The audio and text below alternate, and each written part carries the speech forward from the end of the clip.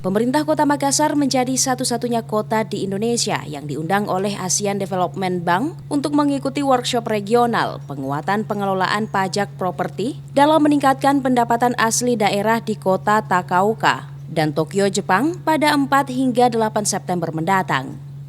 Kegiatan tersebut diikuti 10 negara, yakni Armenia, Kamboja, Indonesia, Kirgiz Republik, Laos, Nepal, Filipina, Tiongkok, Sri Lanka, dan Thailand. Tidak hanya menjadi peserta, Kepala Bapenda Kota Makassar Firman Hamid Pagara diberi kesempatan pembicara pada hari kedua mewakili Indonesia. Firman Pagara tampil bersama 3 pembicara lainnya.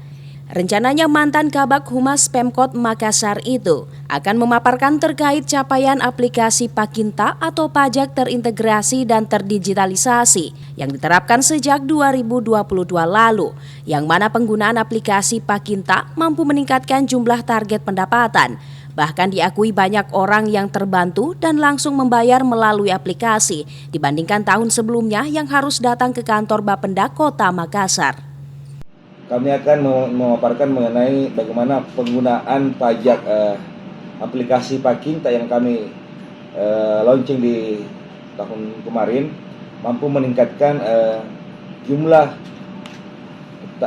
target pendapatan mengenai PB. Jadi banyak orang yang terbantu mengenai pembayaran langsung membayarkan melalui aplikasi.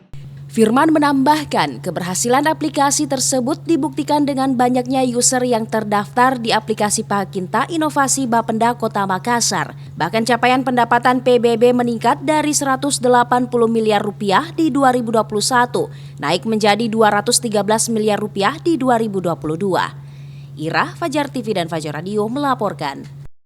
Terima kasih telah menonton. Jangan lupa subscribe, like, comment, and share. Saksikan terus informasi terbaru dengan menekan tombol lonceng hanya di channel Fajar TV.